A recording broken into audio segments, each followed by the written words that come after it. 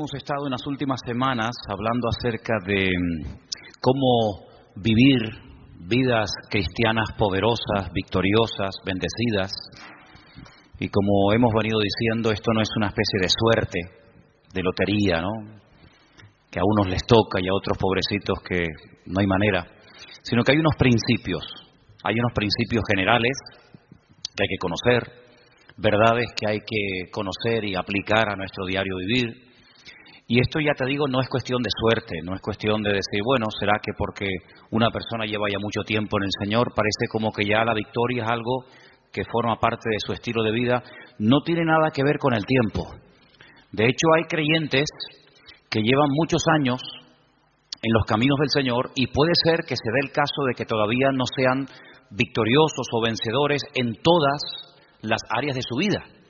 Y después te puedes encontrar con personas que llevan mucho menos tiempo en los caminos del Señor, que puede ser que tengan claro y que las áreas de su vida que en otros creyentes que llevan más tiempo, que ya deberían tal vez de dar ejemplo, pues ya las tienen ellos dominadas, ¿no? Entonces ya te digo, no es cuestión de suerte, no es cuestión de tiempo, es cuestión de conocer la verdad. La verdad, tenemos el texto aquí arriba, os hará libres, pero no solamente conocer la verdad, sino aplicarla. Porque hay gente que sabe mucho, pero luego no practican lo que saben. Y hemos estado viendo en las últimas semanas que hay una lucha, que es la lucha entre la carne y el espíritu. Vimos un poquito más acerca de esto el domingo por la tarde. Y si alguien se ha preguntado, bueno, ¿y esta lucha hasta cuándo va a durar? ¿Hasta cuándo vamos a tener luchas con el carácter, con nosotros mismos, con los problemas y tentaciones de la vida? ¿Hasta cuándo? ¿Será que esto es al principio, primer año? Claro, todo está empezando, todo es nuevo. Ya en el segundo año un poco menos, y ya a partir del tercero, cuarto, quinto año, ya estas luchas entre carne y espíritu desaparecen completamente. Podríamos dar esa respuesta a una persona que se pregunta cuánto tiempo dura la guerra, la batalla entre la carne y el espíritu. Pues no, sería totalmente incierto, sería falso. Esto no es cuestión de decir, bueno, los primeros años van a ser años duros, difíciles, porque es el tiempo en el que estamos aprendiendo y poniendo la base, el fundamento de nuestra vida, pero luego ya después, olvídate, luego ya a disfrutar, a vivir la vida, y ya no hay luchas, ni batallas, ni problemas. No es cierto. Si alguien te ha enseñado o si has escuchado a alguien que predica así, pues no es verdad. Porque la batalla, la lucha entre la carne y el espíritu durará toda la vida. ¿Amén? Yo sé que algunos dicen, uy, me cuesta decir amén, pero es así de claro, que va a durar toda la vida. Y en esta tarde vamos a leer unos versículos de Gálatas capítulo 5 que se parecen mucho a los versículos que leímos el domingo por la tarde, que era el capítulo 8 de Romanos. Ahora pues ninguna condenación hay para los que están en Cristo Jesús, los que no andan conforme a la carne, sino conforme al Espíritu. Y vimos cómo el capítulo 8 de Romanos, que es un capítulo extraordinario, donde las palabras claves son carne y espíritu, espíritu y carne, aparecen muchas veces con diferentes connotaciones, con diferentes aplicaciones. Ahora cuando comencemos a leer en Gálatas capítulo 5, verso del 16 en adelante, te va a dar la impresión, te va a dar la sensación de que seguimos leyendo la carta de Pablo a los romanos. Pero no tiene nada que ver con la carta de Pablo a los romanos. Esta es otra. Esta es la carta a los Gálatas. Y voy a comenzar a leer a partir del versículo 16. Digo pues, andad en el Espíritu. Ya esto ya lo había dicho también a los romanos. No satisfagáis los deseos de la carne, porque el deseo de la carne es contra el Espíritu, y el del Espíritu es contra la carne. Y estos se oponen entre sí, para que no hagáis lo que quisierais. Pero si sois guiados por el Espíritu, no estáis bajo la ley. Manifiestas son las obras de la carne. Y ahora usted, si quiere, las puede ir contando para que usted se dé cuenta cuántas manifestaciones diferentes hay de la carne. Lectura que, por cierto, se leyó también el domingo a la tarde, solamente la volvemos a repetir. Las obras de la carne son manifiestas y son adulterio, fornicación, inmundicia, lascivia, idolatría, hechicerías, enemistades, pleitos, celos, iras, contiendas, disensiones, herejías, envidias, homicidios, borracheras, orgías, y no ha terminado la lista, sino que simplemente la acorta y dice, y cosas semejantes a estas, y que hay más, acerca de las cuales os amonesto, como ya os lo he dicho antes, que los que practican tales cosas no heredarán el reino de Dios. Y ahora cambia completamente el tono. Ahora se va al tema del Espíritu y dice, mas el fruto del Espíritu es amor, gozo, paz, paciencia, benignidad, bondad, fe, mansedumbre, templanza. Contra tales cosas no hay ley. Los que son de Cristo han crucificado la carne con sus pasiones y deseos. Si vivimos por el Espíritu, andemos también por el Espíritu. No nos hagamos vanagloriosos irritándonos unos a otros, envidiándonos unos a otros. Si Pablo nos presenta un panorama muy real. Pablo en ningún momento presenta las iglesias que él pastoreó y fundó en su época como iglesias, como comunidades perfectas, donde no había celos, envidias, no había en definitiva pecado. Claro, si así fuera, nosotros nos sentaría muy mal y nos sentiríamos como los peores cristianos del mundo si leyéramos que los Gálatas, los Corintios, los Filipenses, los Tesalonicenses eran hermanos donde nunca ocurría nada malo, nada negativo, no había envidias, ni peleas, ni celos, ni discrepancias entre los hermanos. Pues nosotros al leer eso, si fuera así, diríamos, Señor, pero qué malos somos. Somos unos pésimos cristianos. Porque mira cómo vivían nuestros hermanos del siglo I, sin criticarse, sin tener envidia entre ellos, sin haber competiciones, celos, divisiones, ¿verdad? Sin embargo, el panorama es todo lo contrario. Es todo lo contrario. Mire, si fuéramos a la primera iglesia, a la iglesia primitiva, la iglesia madre, la iglesia de Jerusalén, una iglesia, pues imagínate tú, estaban allí todos los apóstoles, todos los discípulos del Señor, atendiendo, pastoreando la iglesia. Así, de los 12, eran 11, porque uno, todos sabemos que se quitó la vida, Judas, pero el resto estaban allí. Ahí estaba Juan, estaba Tomás, estaba Pedro, estaba Santiago. Así que los mejores maestros, los mejores pastores, testigos presenciales de los milagros y de las enseñanzas del Señor. Algo increíble, una iglesia próspera. Dice la Biblia que no había necesitados entre ellos, no había necesitados. No había gente de clase alta, de clase baja, gente con un poder adquisitivo tremendo, gente que los pobrecitos no tenían ni para comer. Dice que entre ellos no había necesitados. ¿Y cómo solucionaban este problema? Porque en las iglesias hoy en día se ven muchas diferencias. Gente que está muy bien, gente que no está tan bien, gente que le sobra de todo, gente que le falta de todo. Pues ¿cómo es posible que en aquellos tiempos el Señor diga, y está escrito, y está sido inspirado por el Espíritu, lo cual no es ninguna exageración ni mentira, que en la iglesia no había ningún necesitado? Bueno, pues muy fácil, muy fácil. Dice la Biblia que los que tenían mucho, vendían, se desprendían de su patrimonio y lo repartían a los que no tenían. Sí, pero bueno, es que eso es lo que dice la Biblia, que los que tenían propiedades, no todos tenían propiedades, evidentemente, pero los que tenían propiedades, los que tenían un patrimonio muy grande, lo vendían y no se lo quedaban para ellos, sino que dice que lo repartían, lo ponían a los pies de los apóstoles y ellos sabían a qué familias y a qué hermanos y cómo y cuándo repartir, de tal manera que dice que no había, de puertas para afuera, en el mundo, en la calle, habría, imagínate tú, mendigos, necesitados, pero dice que en la iglesia no había necesitados entre ellos, sino que todos tenían todas las cosas en común.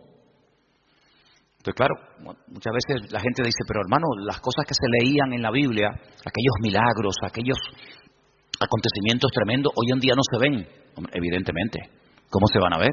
Si la vida de los cristianos no tiene absolutamente nada que ver, nuestras vidas con eso de la propiedad privada y con eso de la privacidad, etcétera, etcétera, nuestras vidas no tienen nada que ver con la vida que aquella gente llevó, por lo menos durante un tiempo. Y uno dice, una iglesia tan bendecida, con tantas enseñanzas, con los apóstoles, con milagros, porque mira que había milagros allí, milagros que a veces ocurrían hasta sin pedirlos, sin querer.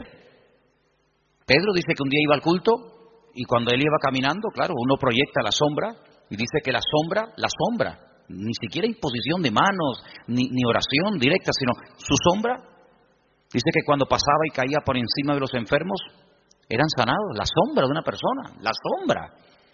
Eso no lo hemos visto nosotros nunca, y no sé si alguna vez lo veremos, pero en aquellos tiempos era normal. Y cuenta la palabra que incluso había gente que vivían lejos, ya un poquito más adelante en los tiempos del apóstol Pablo, cuando ya era un apóstol, y dice que había personas que vivían lejos, incluso que tenían problemas con demonios terribles, y Pablo se quitaba una prenda de su ropa, un pañuelo o lo que fuera, y se lo mandaban a través de un familiar o de un vecino o de un amigo, y cuando se lo ponían encima aquella persona se sanaba, era liberado. Unas cosas increíbles, ¿no? Increíbles. Multitudes se convertían, un día 3.000, otro día 5.000, los cultos de oración eran diarios, dice que todos los días subían a la hora tercera, a las 3 de la tarde, la hora de más calor, pues no había siesta, sino la siesta era culto de oración todos los días. Iban a entrar a la iglesia y la gente pedía y oraban por ellos y ya entraba, imagínate tú, empezar el culto ya con sanidades y milagros y aún no había empezado el culto. Una iglesia increíble. ¿No te hubiera gustado formar parte, aunque sea un tiempito, de esa iglesia? ¿No te hubiera gustado escuchar? ¿Quién predica el jueves? Juan, el discípulo amado. ¡Wow! Y el domingo por la tarde, Pedro y Santiago. Y el próximo jueves, Tomás. Y el siguiente, una gloria increíble. Pero ¿cuál fue el primer problema de esa iglesia? ¿Cuál fue el primer problema? ¿Económico? No, porque no tenían problemas económicos. Porque ya ellos sabían cómo solucionar los problemas internos de la iglesia. Ellos sabían perfectamente, oye, no llega para tal. Pues no pasa nada, si no llega, yo tengo una casa, la vendo, pum, y con eso se paga no sé qué. Oye, que ahora no tenemos para no sé qué. No pasa nada, tengo un terreno. Ellos sabían perfectamente cómo solucionar los problemas económicos. Entonces, ¿cuál fue el problema de la iglesia? Si no fue económico, si no fue falta de crecimiento, si no fue mala doctrina, mala enseñanza, o herejías, ¿cuál fue? Murmuración. ¿Cómo? ¿Pero cómo se pueden murmurar? ¿Cómo se pueden criticar unos a otros los hermanos en semejante iglesia? ¿Y por qué murmuraron?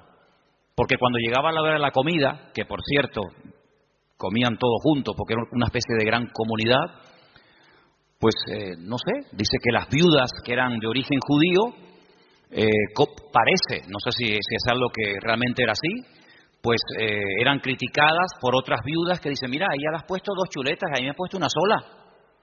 Yo veo en el plato de ella que le has puesto 3 papas, a mí me has puesto 2, y las de ella son muy grandes, las mías son muy chiquititas. ¿Cómo puede ser que una iglesia tan bendecida y tan próspera y tan impactante y tan de todo, el primer problema que registre la Biblia fuera murmuración? Pues ese fue el primer problema de la congregación. Y de ahí nace la idea de nombrar diáconos, ayudantes, colaboradores, que cuando llegue la hora de la comida, pues ellos sean los que distribuyan y se evite este problema en la congregación, porque no vamos a permitir que por la comida y por la murmuración se frene el avance y se estropee el buen ambiente espiritual que hasta hoy hemos tenido. Y entonces dijeron, vamos a nombrar 7 hermanos de confianza, 7 hermanos que los vamos a poner como diáconos, que se van a encargar a partir de hoy de solucionar este tema. Porque nosotros no nos vamos a poner ahora a servir las mesas. Lo nuestro es otra cosa. Lo nuestro es la palabra, la oración, tener comunión con el Señor, atender espiritualmente al pueblo. Pero ahora si nos vamos a poner a dar de comida a miles y a miles de personas, se nos va el día en esto y al final no cumplimos con lo que teníamos que cumplir. Pero claro, pusieron unos requisitos. Dice que tenían que ser hombres llenos del Espíritu Santo, de fe y de buen testimonio y sabiduría, para servir las mesas. Pues si esos eran los requisitos de los diáconos, ¿cómo tenían que ser los apóstoles y los pastores en aquella época? Yo creo que muchos de los que somos pastores hoy en día no podríamos ser ni diáconos en la iglesia primitiva, porque ponían el listón tan alto, era algo tan elevado que pedían para que una persona pudiera atender las mesas, que tú imagínate lo que tenían que pedir para ser pastor, algo realmente increíble. Así que vemos que el problema de la carne y del espíritu Ya surgió en el seno de la primera iglesia, en la iglesia primitiva. Imagínate 2000 años después. Imagínate 2000 años después.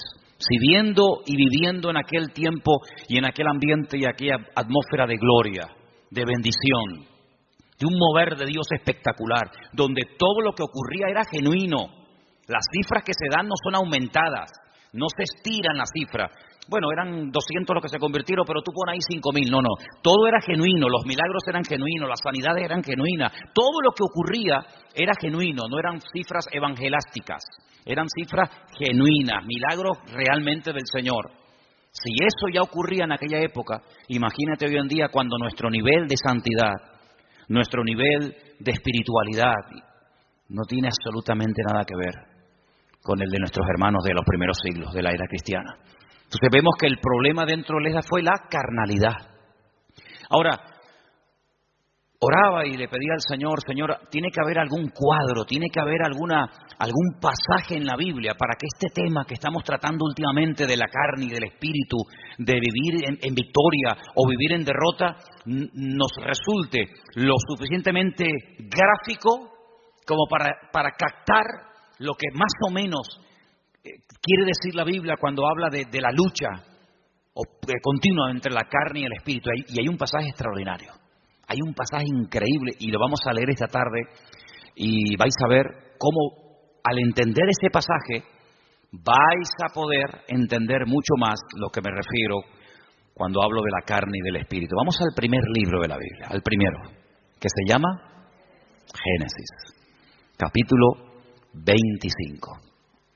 En Génesis capítulo 25 vamos a leer una historia muy conocida, pero de la cual vamos a extraer muchísimas lecciones para poder entender mejor la lucha entre la carne y el espíritu. Génesis capítulo 25, voy a leer a partir del versículo 19. ¿Lo tienen, hermanos? Muy bien. Dice así la palabra del Señor, presta atención, hermano. Estos son los descendientes de Isaac, hijo de Abraham. Abraham engendró a Isaac. Y era Isaac de 40 años cuando tomó por mujer a Rebeca, hija de Betuel, arameo de Padán Aram, hermana de Labán, arameo. ¿Cuántos datos en un solo versículo? La edad, el nombre del padre, el nombre del hermano, un montón de datos, todos muy importantes. Quédese con esta cifra, 40 años tenía cuando Isaac se casa. Y entonces dice en el versículo 21, y oró Isaac al Señor por su mujer, que era estéril, y lo aceptó el Señor y concibió Rebeca, su mujer. Y los hijos luchaban dentro de ella y dijo, si es así, ¿para qué vivo yo? Y se fue a consultar al Señor. Y el Señor le respondió y le dijo, 2 naciones hay en tu seno, y 2 pueblos serán divididos desde tus entrañas. El uno será más fuerte que el otro, y el mayor servirá al menor. Esa es la palabra que el Señor le da a esta mujer atormentada. Esta mujer que lo está pasando realmente mal, porque tiene una batalla, tiene una guerra dentro de su vientre. Entonces ella dice, Señor, si estar embarazada es esto, yo no quiero vivir, yo no quiero seguir adelante con este embarazo, quítame la vida. Entonces ella se va y se refugia en el Señor y le dice, Señor, explícame qué es lo que aquí está pasando. Seguramente ella habrá hablado con otras mujeres, incluso a lo mejor, vete tú a saber, con alguna mujer que también estaba embarazada como ella en aquel tiempo. Y seguramente alguna le habrá dicho, oye, pues yo no sé, yo no te entiendo porque a mí no me está pasando nada de lo que tú estás diciendo. Entonces ella cuando se va a consultar con el Señor no es porque está un poquito mareada y tiene vómitos por la mañana temprano cuando se levanta y pierde el equilibrio y está cansada. No, ella está harta. Ella lo está pasando francamente mal. Pero va a consultar, va a buscar palabra de Dios. No va a quejarse, no va puerta por puerta, sino que ella va al único que le puede decir qué es lo que está pasando. Ella va al Señor y desahoga su alma delante del Señor, y el Señor le habla y le da una palabra tremenda. Mira, no llevas uno, llevas dos. Y son dos pueblos. Y están peleándose desde tu vientre. Y siempre será así. Y el mayor servirá al menor. Y entonces ya ella más o menos entiende qué es lo que está pasando. Seguimos. Versículo 24. Cuando se cumplieron los días para dar a luz, he aquí había gemelos en su vientre. Ya se lo había dicho el Señor, que había dos, no uno. Luego, aquí vemos que la primera parte de la palabra, no llevas uno, sino llevas dos, se está cumpliendo. Cuando ella vio salir uno y vio salir al otro, ella seguramente habrá recordado lo que el Señor le había dicho. Dos, llevas dos, no uno, dos. Luego, si la primera parte de la palabra se ha cumplido, prepárate porque la segunda también se va a cumplir. ¿Cuál es? Que se van a llevar como el perro y el gato. Que el mayor va a terminar sirviendo al menor. Que están divididos, enfrentados, peleados, desde el vientre, ya están peleándose. Imagínate cuando sean grandes. Entonces dice en el versículo 25 que salió el primero, dice rubio, ahora hablaremos acerca de eso, y era todo velludo, como una pelliza, y llamaron su nombre Esaú. Fíjate que en el versículo 25 dice, y salió el primero. Ahora tendría que decir el siguiente versículo, y salió el segundo, ¿sí o no? Pues no dice eso. Cuando sale Esaú dice, salió el primero, pero cuando sale el otro hermano, dice el versículo 26, después, no dice el segundo, dice después. Salió su hermano, trabada su mano al calcañar de Esaú, y fue llamado su nombre Jacob. Y era Isaac de edad de 60 años cuando ella los dio a luz. Yo les dije que en el versículo 20 dice cuántos años tenía cuando se casó. 40. Y al final del versículo 26 dice cuántos años tenía cuando fueron padres. 60. Es decir, que durante 20 años intentaron ser padres y no pasaba nada. Dice la Biblia que ella era estéril. Pero Isaac sabía perfectamente que para Dios no hay nada imposible. Porque Isaac es el resultado de una oración de fe y de una intervención sobrenatural de Dios sobre su madre. Porque ustedes saben que los padres de Isaac fueron Abraham y Sara. Y la Biblia dice que eran gente muy mayor. Ella era de 90 y él de 100 años, tú imagínate.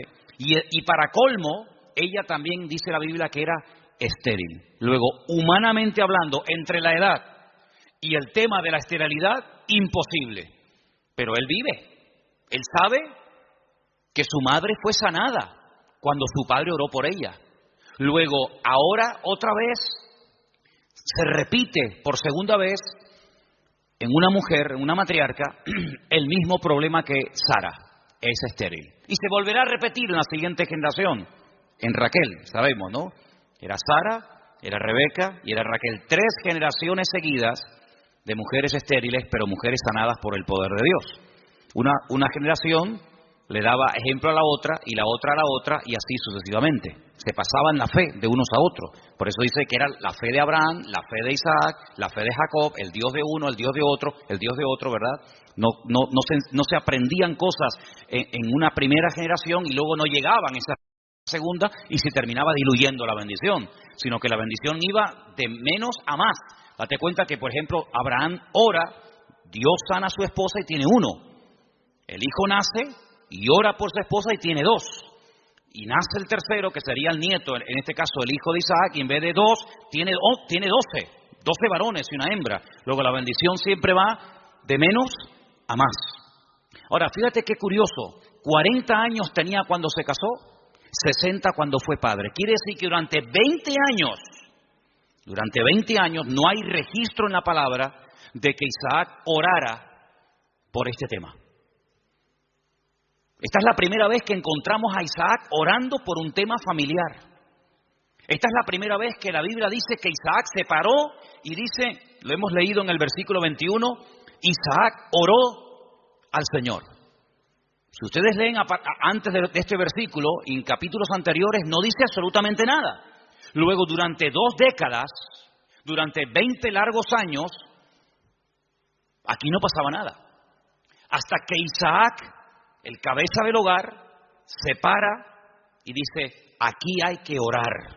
Pero el texto que estamos leyendo esta tarde, me llama mucho la atención porque cuando dice en el versículo 21, y oró, esa palabra, vayetar, significa oró insistentemente, porfiadamente.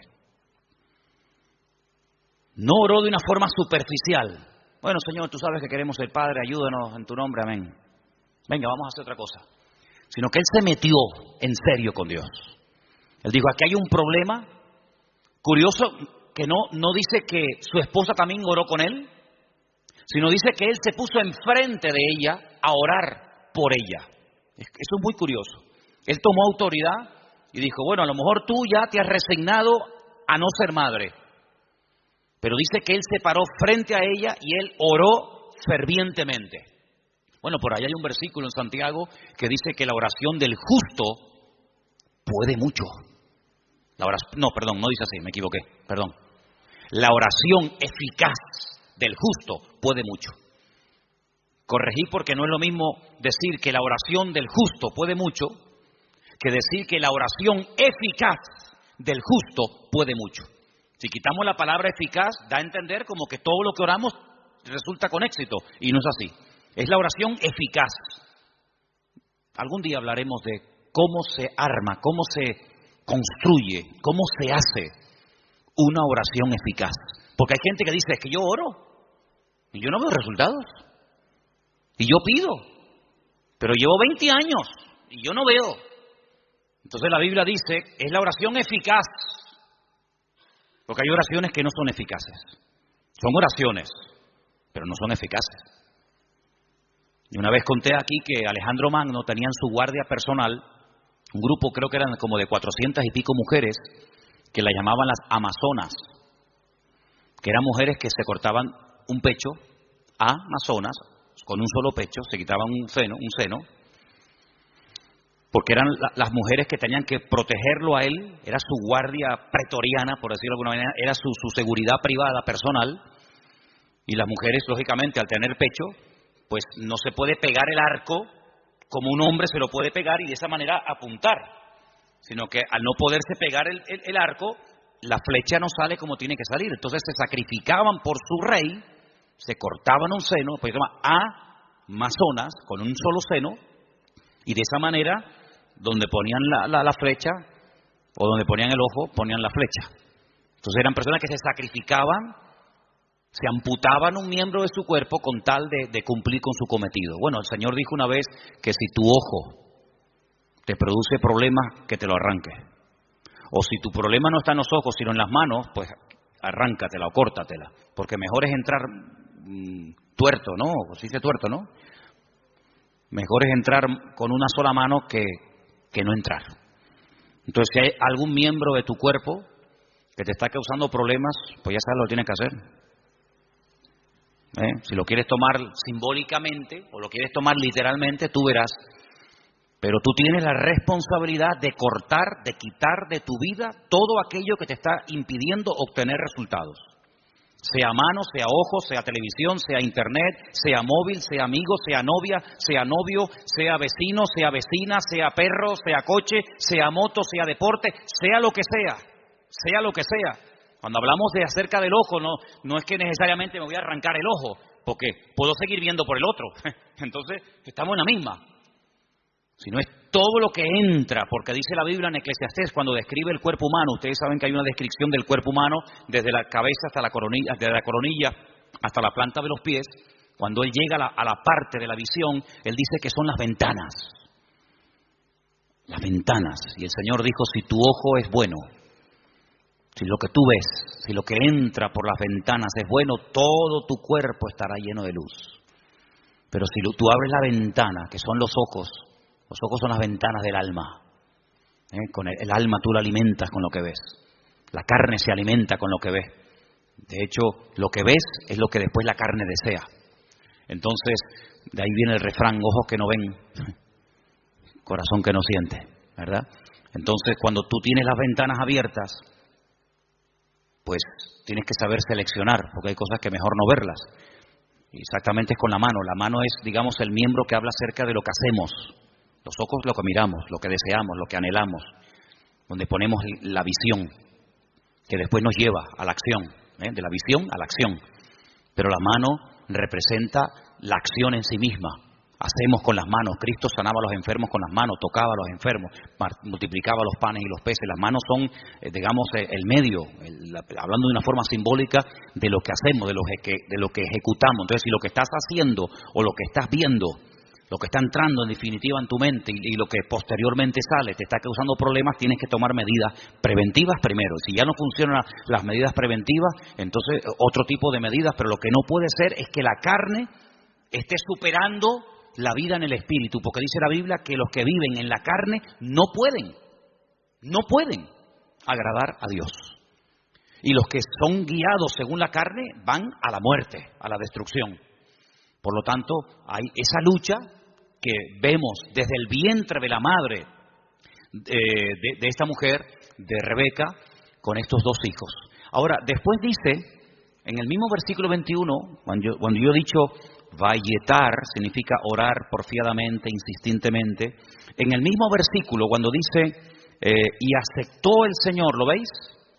Es la misma palabra, pero se pronuncia de una forma diferente, vayater. Vayater, vayatar, vayater. Se escribe igual, pero las vocales se ponen diferentes. ¿Y saben lo que significa eso? Aquí se ha traducido por aceptó el Señor. Aceptó el Señor. Significa que convenció a Dios.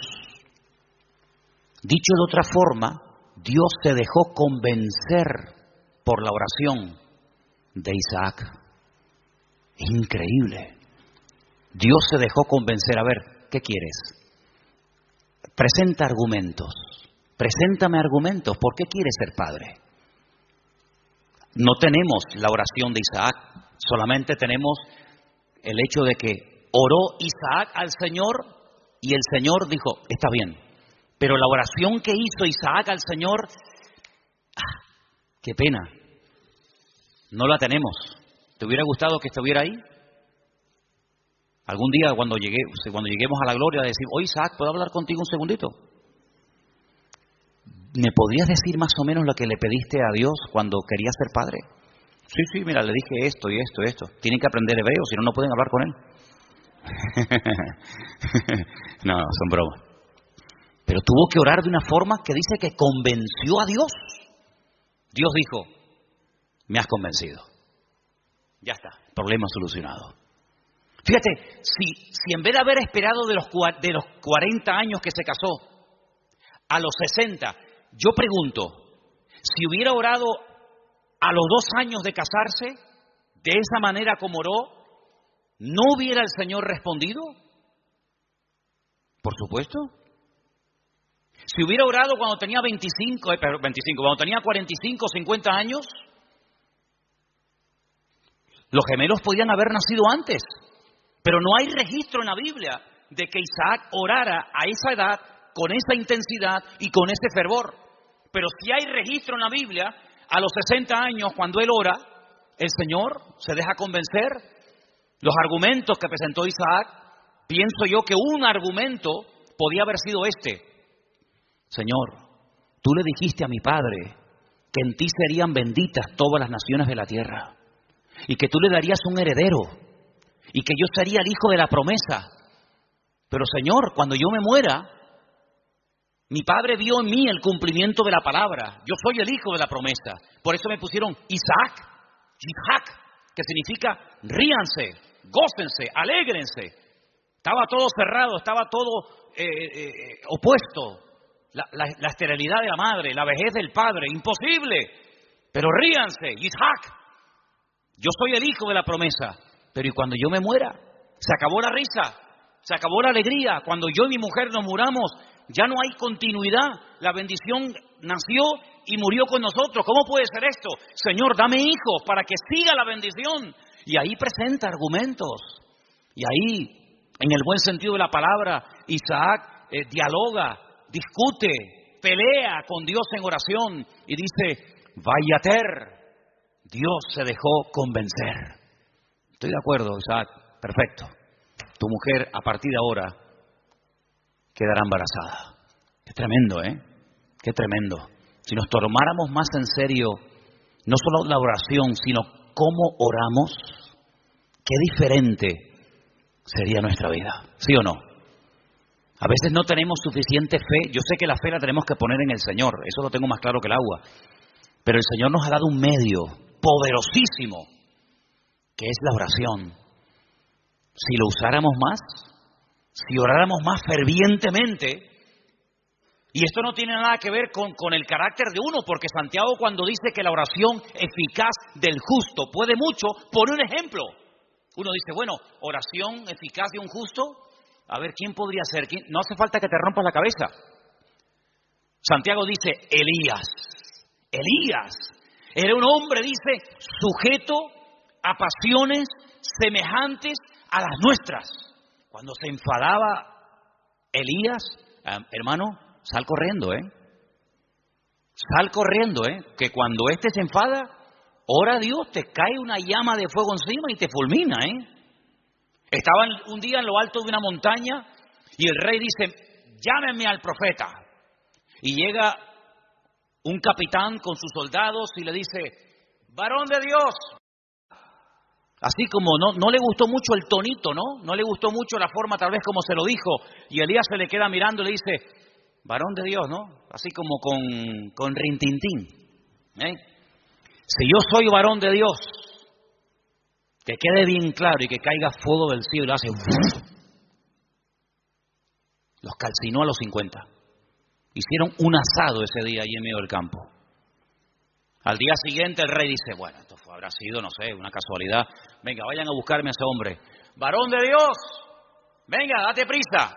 Sí, si yo soy varón de Dios, que quede bien claro. Ya van 100. Un olor a carne en la atmósfera había terrible, ¿no? Tercer grupo, vayan a buscarme a ese hombre. Cuando llega el tercero se tira a tierra y dice, gran varón de Dios, ten misericordia de mí, por favor, no me quemes. Te pido, te suplico. Así me gusta. Ahí se baja Elías. Así era Elías, amigo. Así era Elías. Alguien dijo en cierta ocasión que si el Señor no se lleva en un carro de fuego a Elías, le prende fuego a todo el país. Porque para él todos estaban mal. Claro, para él todos estaban mal. En un día, mató a 100 soldados. Días más tarde, a 450 profetas de Baal les cortó el cuello en el monte Carmelo. Pues ¿este quién es? Y después hablan los americanos de Rambo. Esto es increíble, esto es tremendo este hombre. El Señor se lo tuvo que llevar con él. Pero mira, era un hombre que se desanimaba, ¿sí o no? Señor, quítame la vida, estoy harto, me siento solo, este no es mi sitio, no sé qué, orando tontería.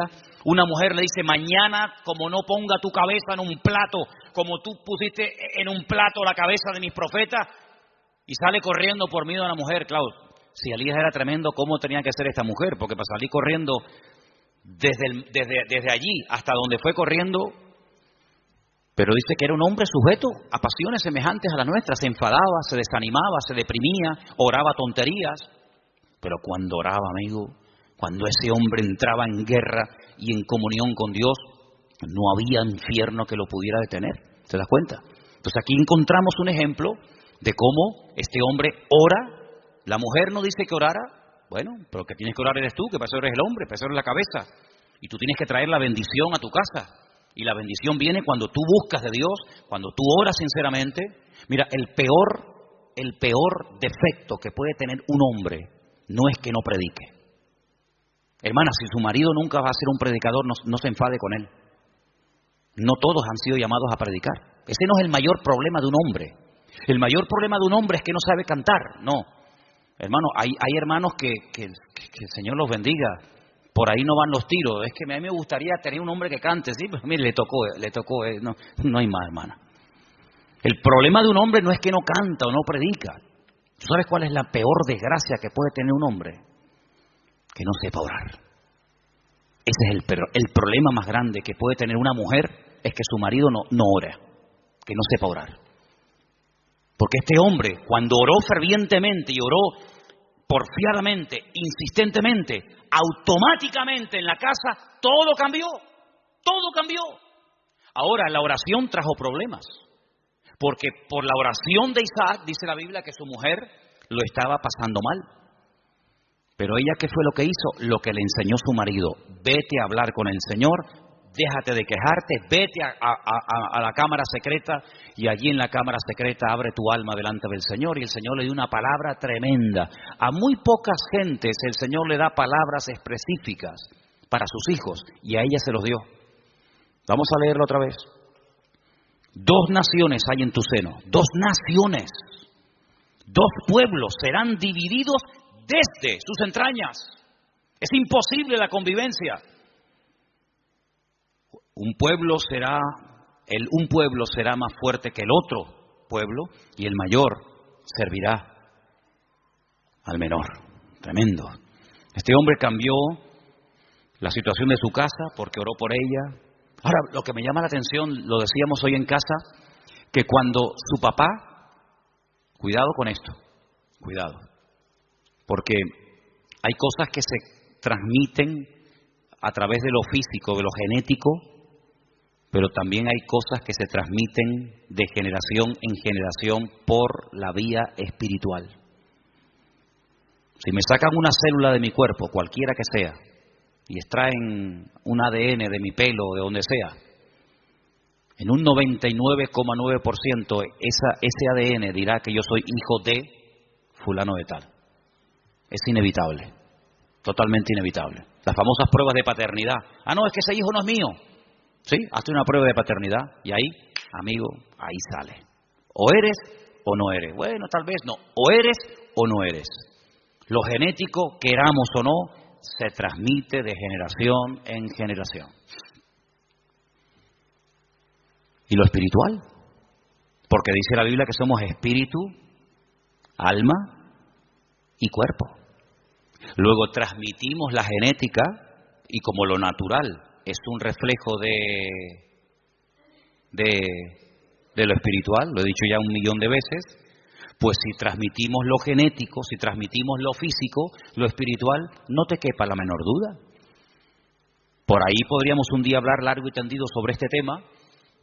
Dice la palabra de Dios que tal la madre, tal la hija. ¿Sí o no? Eso dice la Biblia. Tal la madre, tal la hija. No dice tal el padre, tal el hijo. Esto no lo dice.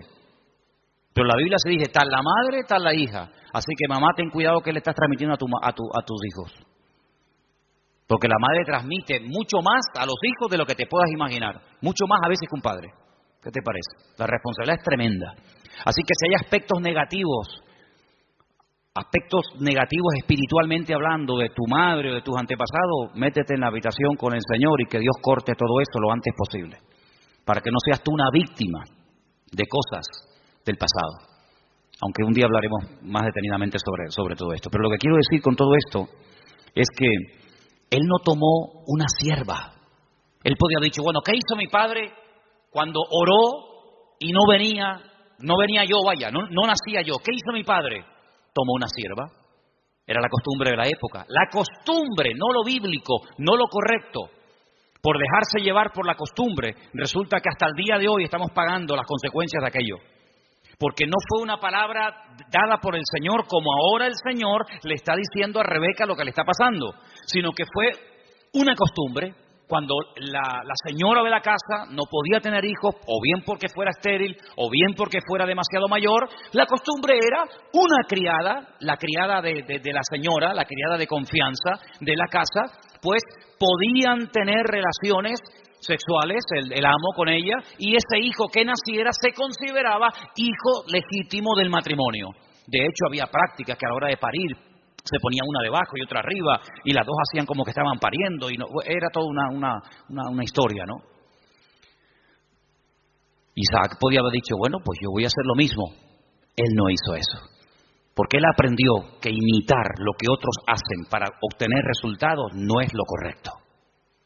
No hay que imitar lo que hacen otros, y mucho menos tomar costumbres y aplicarlas como si fueran principios bíblicos. Tú no tienes que imitar a nadie. Es que mi padre lo hizo, pero eso no significa que tú lo vas a hacer. Mira, hay un momento en la vida de Isaac en el que él tiene la tentación de hacer lo mismo que hizo su padre. No con la criada, ya eso lo dejamos bien claro, porque Isaac prefirió esperar en Dios 20 años que precipitarse y adelantarse, como hizo su padre con Agar, y fue un desastre. Que al final saben que tuvo que expulsarla, al hijo, etcétera, etcétera. Pero hay un momento en el que él quiere bajar a Egipto, porque su papá bajó a Egipto. Y entonces el Señor lo para y le dice, no, tú no bajas a Egipto. Entonces no tengas la tendencia de imitar, de copiar, de hacer lo que otros hacen, porque en ese caso le resultó favorable, o tuvo algún éxito, o tuvo alguna bendición. Dios no es un Dios de métodos, es un Dios de principios. ¿Cuántos dicen amén? Usted no tiene que imitar a nadie. Es que es como, por ejemplo, usted sabe que cuando hay una persona enferma, siempre hay alguien que se te acerca a decirte lo que tienes que tomar. Cuando hace poco tenía la garganta mal, me afectó un poco la garganta, si yo me hubiera tomado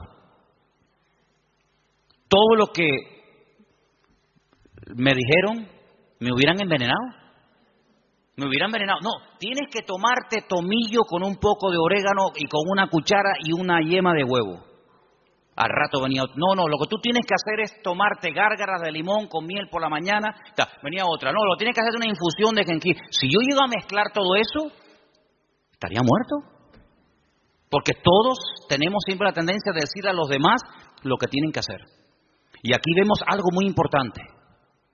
Isaac dijo, mi padre hizo mal. Hizo mal. Pero yo no voy a imitar a mi padre. Yo voy a orar al Señor, y aunque seguramente Isaac tenía muchas criadas y muchas siervas, yo no voy a hacer eso. Y eso se lo transmitió a su mujer, de tal manera que ella, cuando está mal, lo que hace es lo que su marido le ha enseñado. Vete a orar y el Señor te dirá lo que tienes que hacer. ¿Cuántos dicen amén? Tremendo, este pasaje me gusta muchísimo. Así que no toma el ejemplo de su padre, pero ahora vamos al versículo donde dice que los hijos luchaban dentro de ella. Dentro de ella. Hay otra versión que dice se agitaban. Hay una palabra un poquito extraña en hebreo que es vayit algo así, que viene de la raíz rat, que significa correr, destrozar, aplastar. Se estaban matando los hermanos en el vientre de la madre. No es que decía, échate un poquito para allá, como por la noche, ¿no? Cuando estamos durmiendo, sobre todo cuando hay calor, ¿no? Los matrimonios, cuando hay calor, que dice, échate para allá. Cuando hace frío, dice, échate para acá. No es que quedamos para allá o para acá, depende de la estación. Échate para allá, échate para acá. No es que estaban ahí incómodos, ¿no? ¿Verdad? Sino que se estaban matando. Querían salir los dos antes de tiempo. Se estaban aplastando, se estaban dando una cuerada entre ellos tremenda. Ahora, tú imagínate tener dos, si ya uno es complicado, imagínate tener dos que se están matando y peleando el uno al otro. Bueno, el otro día me contaron algo, yo no sé si era verdad o no, pero dice que una madre embarazada denunció a su hijo antes de nacer, porque le estaba dando un mal embarazo. Lo denunció. Y dice que un juez aceptó la denuncia y que cuando salga niño, no sé, lo llevarán a comisaría o le pondrán a la esposa, yo no sé. Denunció al hijo porque le estaba causando problema al embarazo. Oye, hay que estar de verdad. Después dicen que nosotros estamos locos, pero el mundo está, bendito sea Dios. Denunció al bebé que aún no ha nacido. Imagínate tú, su propia madre. Pórtate bien, que te portes bien, que no te muevas. Imagínate dos peleándose ahí, matándose y pellizcándose y pegándose puñetazos. Es que hay dos dentro. Y uno es completamente diferente al otro. Y ahí es el cuadro que yo estoy utilizando esta tarde para reflejarles la realidad de la batalla que hay entre la carne y el espíritu. Uno tendría que sentirse tan mal como se sintió Rebeca Cuando hay esa batalla interior dentro de nosotros entre la carne y el espíritu, que no nos queda más remedio que ir a hablar con Dios y desahogarnos con el Señor. Ella no dijo, bueno, esto es normal, sino cuando en nosotros hay esa guerra, como decía Pablo, Romanos capítulo 7, léanlo, es un capítulo tremendo. Pablo abre su corazón, Pablo se quita la careta y dice, hermanos, lo que quiero hacer no lo estoy haciendo. A veces hago cosas que no quiero hacer. Miserable de mí, ¿quién me librará de este cuerpo de muerte? Lo que quiero hacer no lo hago lo que no quiero y hay una ley dentro de mí. No le eche la culpa a fulano, a mengano. Hay una ley, hay algo dentro de mí. Es esa ley que la carne se rebela contra el espíritu contra la carne, igual que Jacob y Saúl, que se mataban y se pegaban el uno al otro. ¿Y qué hizo Rebeca? Se fue a hablar con el Señor. Eso es lo que deberíamos de hacer cuando nos sentimos mal, cuando queremos orar pero no quiero orar. Cuando quiero leer la Biblia pero no me da la gana de leer la Biblia. Y cuando quiero que Dios me bendiga pero ya no quiero saber nada de Dios, me tiene cansado. Y cuando quiero ir pero ya no quiero ir. Cuando hay esa lucha, no te resignes y digas, bueno, seré que soy raro, seré que soy un bicho extraño. No. Lo que tenemos que hacer es lo mismo que hizo Rebeca. Señor, ¿qué pasa? ¿Qué me está pasando, Señor? Háblame, ayúdame. Porque si no me ayuda, quítame la vida. Porque esto no es vida ni es nada. No lo dijo, pero casi probablemente estuvo tentada a decir, es que yo estaba mejor antes que ahora.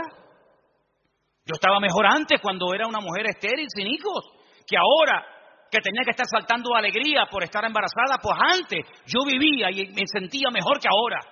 Ahora que me has bendecido, esta bendición me está trayendo unos problemas terribles. No dijo todo esto, lo estoy diciendo yo, a ver si me entienden. Pero ¿cuántas veces puede pasar por nuestra mente? ¿Cuántas veces nos pueden cruzar los cables por nuestra mente y decir, ¿y ahora qué? Ahora, y lee la Biblia y vas a la iglesia y no sé qué, y te da cuenta. El diablo es tremendamente cruel con nosotros. Y nos hace ver un panorama irreal, pero lo pinta de tal manera que parece que es real. Tremendo. Ya se lo dijo el Señor, solamente te quiero pedir una cosa, que te postres y me adores. Y si lo haces, mira qué fácil, te postras, me adoras y ya está. Te doy todos los reinos de la tierra. Y el diablo lo que quiere, detrás de toda tentación, detrás de todo ataque, siempre está lo mismo. Claudica, tira la toalla, ríndete. ¿Y qué es rendirse? Es darle la razón al diablo. Pero dice la Biblia, sométete a Dios, resiste al diablo y huirá de vosotros. ¿Cuántos dicen amén? No dice, no, yo me someto a Dios y el diablo huye. Es que no dice eso. Como tú te estés montando una vida cristiana diferente a los principios que dice la palabra, te vas a llevar cada palo, te vas a llevar cada desilusión, porque ves que haces las cosas y no funcionan. Y no hay nada peor que hacer algo y ver que no funciona y te enfadas con Dios. Someteos a Dios, someterse a Dios. ¿Qué es someterse a Dios? Habrá que explicar a estas alturas lo que es someterse a Dios. Hermano, rendirse a Dios, sin condiciones. Es que yo siento, es que yo creo, es que a mí me parece, es que yo haría. Someterse, rendirse. Tú has perdido la guerra, el que manda soy yo.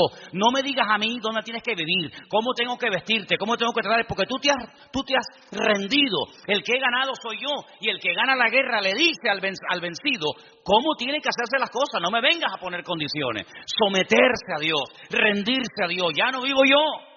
Muy bien, perfecto. Ahora que te has sometido, ahora que te has rendido, ahora puedes resistir. ¿A quién? Al diablo. Y huirá, tiempo futuro, huirá. Pero no me dices cuándo, no. Te digo el presente, sométete, resiste, tiempo presente.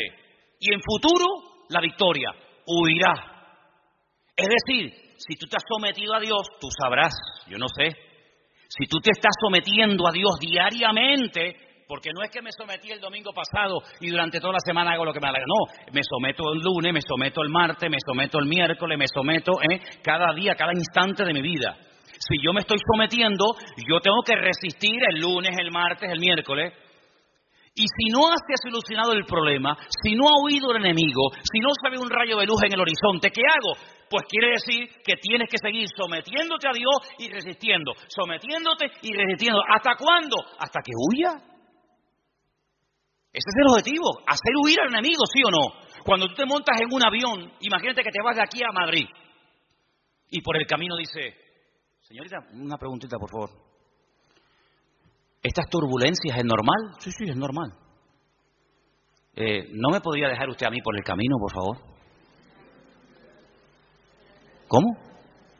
¿Cuánto tarda esto? 2 horas y media. ¿2 horas y media? No, yo no. No, dígale al chofer que en la próxima parada me bajo. Menos mal que no hay timbre en los aviones. Si hubiera timbre, ¿cuántas veces le darían la paliza al pobre piloto? Para, aquí me quedo. No, tú tienes que llegar hasta el final, porque tú saliste de un sitio para llegar a otro. Y en la vida cristiana no hay paradas intermedias. Saliste y no volváis atrás, dice la Biblia. El Señor le dijo al pueblo de Israel, no hagan otra vez nunca este camino de vuelta. Yo los he sacado de allí para llevarlos a la tierra de prometida, la tierra que fluye leche y miel. No se les ocurra nunca más, ni a ustedes, ni a vuestros descendientes, hacer el camino de vuelta a Egipto, porque no hay marcha atrás.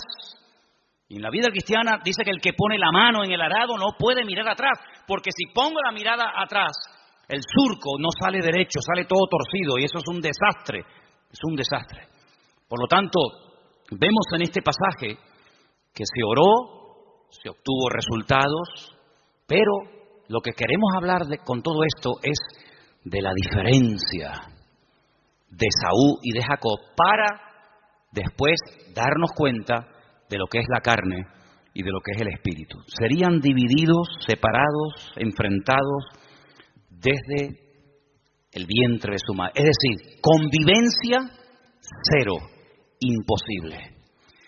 Cuando hace años, ¿se acuerdan los que estaban? Algunos todavía no saben esto, pero cuando estábamos en el puerto de la Cruz y en una de las casas que hay allí, ¿se acuerdan ustedes que vinieron aquellos santeros? Eran cubanos, total, ¿qué más da? Pero eran cubanos. Hubieran sido japoneses, pues digo, santeros japoneses, aunque nunca me imagino un santero japonés, pero bueno. Vinieron aquellos santeros japoneses y lo primero que me dijeron el primer día, dice, venimos a por ti, por tu casa, por tu iglesia, por tu ministerio, vamos a destruirte. Ya. Yo miré así para que no hubiera ningún hermano y me escuchara. Porque algunos cuando a lo mejor vieron a Cristo volcar las mesas y se sacó el cinturón, dijeron, ¡ah! El Señor se enfadó. Sí, se enfadó, porque hay momentos para enfadarse. Entonces el Señor volcó las mesas y lo volcó correctamente, no se equivocó. ¿Ustedes creen que se equivocó el Señor? Lo hizo todo perfecto. Pues yo le dije a aquello, digo, ay amigo, ustedes no saben dónde han caído. Y una serie de cosas más. Entramos en guerra, claro, entramos en guerra. Mataron palomas. Me iba por las mañanas allí, tenían todo el patio lleno de huevos, de plumas, de sangre, un pavo degollado, velas negras, cocos, no sé qué. Y yo digo, tú sigue haciendo lo que quieras. Sí, haz lo que quieras. Como si quieres matar una piara de cochinos aquí en el patio, me da exactamente igual. Y el Señor me dio una palabra orando una noche en el muro allí en Jerusalén. Y me dijo, de aquí a poco se irán y no los verás nunca más. Mirarás y el malo ya no estará. Y nunca más lo verás. ¿Qué te parece? Entramos en guerra, se fueron, no como vinieron. Cuando alguien viene a hacerte daño no se va igual que como vino. No. En el mundo espiritual no. En el mundo puede ser, pero en el mundo espiritual cuando alguien viene a hacerte daño no se va igual que cuando vino. Se va peor. Se va dividido. Dice, por un camino viene y por 7 se marchan. Sí, la reacción a nuestro favor siempre es en contra del enemigo, evidentemente. Y llegó un día en el que yo dije, ya está, se acabó. Uno de ellos me llamó. Me llamó aparte y me dice, ¿puedo hablar con usted? Ya cuando a mí me hablan de usted, yo digo, qué curioso. Ya me habló de usted. Y me dice, ¿por qué no llegamos a una convivencia? Así me dijo, esa fue su palabra. ¿Por qué no llegamos a una convivencia? Y le dije, jamás en mi vida, por encima de mi cabeza, yo jamás conviviré con ustedes. Hijos del diablo, les dije. Que vienen aquí ustedes a hacer daño, convivencia en absoluto. La única convivencia que hay es que ustedes quemen toda esa basura, lleguen adentro de la iglesia, se conviertan y le pidan perdón a Dios por lo que están haciendo. Se fue, imagínate tú, como un saltaperico. ¿Qué te parece, amigo? Convivencia, principio del fin. ¿Ya quieren convivir? Pues ya saben que no pueden, vamos a convivir. No habrá nunca convivencia entre Esaú y Jacob, jamás. Es más, la debilidad y la derrota de uno fortalece y le da la victoria al otro. No pueden estar los dos como cabeza. Cuando uno está como cabeza, el otro tiene que estar como cola. Y cuando el otro está como cola, el otro está como cabeza. Es algo antagónico, no pueden estar los dos en la cúspide de la pirámide. O uno está arriba o el otro está abajo. De hecho, cuando uno está arriba es porque se ha fortalecido con la debilidad del otro. Y cuando el otro está abajo es porque su fortaleza la ha perdido y la ha tomado el otro que le ha vencido. Eso es así en el mundo espiritual. No puede haber convivencia entre la luz y las tinieblas. Donde hay luz, no hay tinieblas. Y donde hay tinieblas es porque hay ausencia de luz. Pablo utiliza todo esto y dice, hermanos,